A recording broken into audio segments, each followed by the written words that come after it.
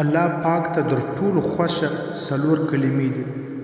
د مسلم شریف روایت دی، نبی پاک صلی الله علیه وسلم ارشاد مبارک دی چې الله ته در ټولو خوښه څلور کلمې دي. اول سبحان الله، دویم الحمدلله، دریم لا اله الا الله، څلورم الله اکبر.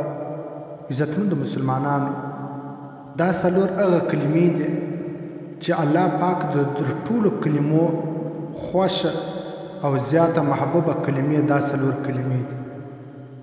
عزتمند زموږ او ستاسو لپاره پکار دی چې کم فارغه ټیم په دا فارغه ټیم کې کم از کم په مجلس کې یا فارغه ټیم هر وخت کم از کم یو وار یا دوه واره دا څلور کلمې د ځان سره تکرارول.